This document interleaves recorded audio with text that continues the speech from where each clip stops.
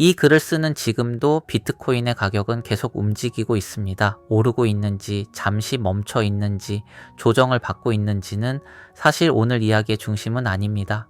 오늘은 숫자를 조금 다른 방식으로 바라보며 2030년이라는 시간 속에서 비트코인이 어떤 자리에 놓이게 될지를 차분히 정리해 보려 합니다.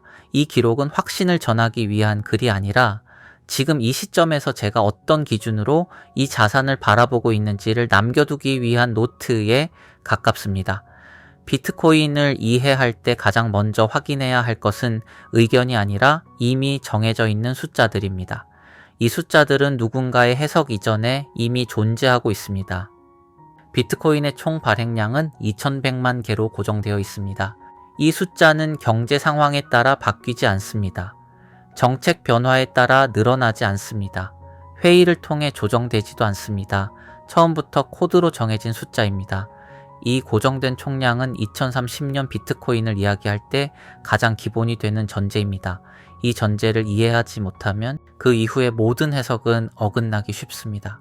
비트코인은 한 번에 2100만 개가 시장에 풀리는 구조가 아닙니다.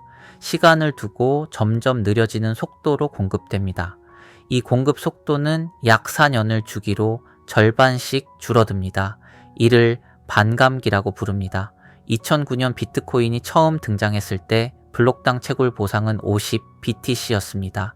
그 이후 2012년, 2016년, 2020년, 그리고 2024년을 거치며 보상은 절반씩 줄어들었습니다. 2024년 반감기 이후 블록당 보상은 6.25 BTC에서 3.125 BTC로 줄어들었습니다. 그리고 다음 반감기인 2028년에는 이 보상이 다시 절반으로 줄어 1.5625 BTC가 됩니다. 무서운 점은 이 변화가 사람의 판단이 아니라는 점입니다. 이 보상 감소는 누군가의 결정으로 이루어지지 않습니다. 시장의 상황을 보고 연기되거나 조정되지 않습니다. 이미 정해진 일정에 따라 자동으로 실행됩니다. 이 점은 2030년 비트코인의 성격을 이해하는 데 있어 아주 중요한 부분입니다. 현재의 채굴 속도와 반감기 일정을 기준으로 보면 2030년이 되었을 때 전체 비트코인의 대부분은 이미 채굴되어 시장에 유통되고 있을 가능성이 큽니다. 2100만 개 중 약 97% 이상이 이미 존재하는 상태에 가까워집니다. 남아있는 물량은 있기는 하지만 시장에 영향을 줄 만큼의 속도나 규모는 아니게 됩니다.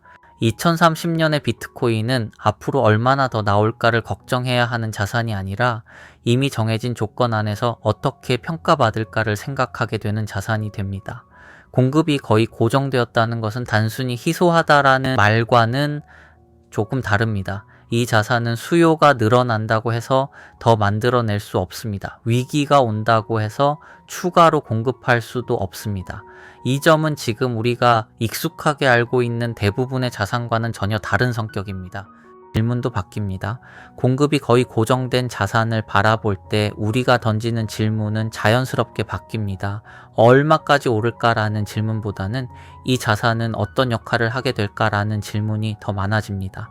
2030년의 비트코인은 단기적인 가격 변동보다 위기 상황에서 어떤 역할을 하는지, 장기적으로 어떤 기준이 되는지에 따라 평가받게 될 가능성이 큽니다. 기준 자산이란 모든 것을 대체하는 자산이 아니라 다른 자산들을 비교할 때 다시 돌아와 확인하게 되는 좌표에 가까운 개념입니다. 2030년의 비트코인은 이 방향으로 조용히 이동하고 있다고 저는 생각합니다. 비트코인을 둘러싼 숫자는 공급과 반감기만 있는 것이 아닙니다. 2024년 이후 비트코인은 현물 ETF를 통해 제도권 금융 시스템 안으로 본격적으로 편입되기 시작했습니다. ETF는 비트코인을 직접 보유하지 않아도 가격 흐름에 참여할 수 있는 통로를 만들어줍니다. 이 변화는 단기 가격보다 훨씬 더 긴 영향을 미칠 수 있습니다. ETF를 통해 들어오는 자금은 빠른 수익을 노리는 자금이라기보다 장기 포트폴리오를 구성하려는 자금, 인플레이션을 해지하려는 자금, 기준 자산을 찾는 자금일 가능성이 큽니다. 2030년 비트코인 가격에 대해 다양한 숫자들이 제시되고 있습니다. 30만 달러, 70만 달러, 100만 달러를 넘는 숫자까지 여러 시나리오가 존재합니다. 하지만 저는 이 숫자들을 그대로 믿기보다는 왜 이런 숫자가 나오는지를 먼저 생각하게 됩니다. 이 모든 전망에는 공통된 가정이 있습니다. 공급은 고정되어 있고 접근성은 넓어지고 있으며 기준 자산에 대한 수요는 시간이 갈수록 커질 수밖에 없다는 가정입니다. 그래서 저는 2030년의 비트코인을 가격표로 기억하기보다는 이 자산이 어떤 자리에 놓이게 되었는지를 기억하고 싶습니다. 이 글을 남기는 이유는 누군가를 설득하기 위함이 아닙니다. 다만 지금 이 시점에서 제가 어떤 기준으로 이 자산을 바라보고 있는지를 정리해 두기 위함입니다. 2030년이 되었을 때 이 기록을 다시 읽으며 그때 나는 이렇게 생각하고 있었구나 라고 말할 수 있기를 바라며 이 기록을 남깁니다. 가격은 앞으로도 계속 움직일 것입니다.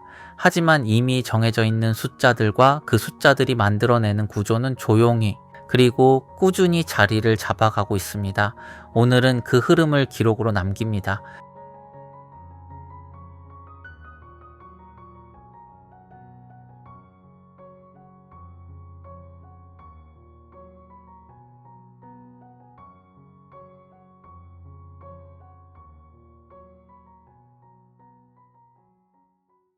오늘도 이 기록을 함께 해주셔서 감사합니다.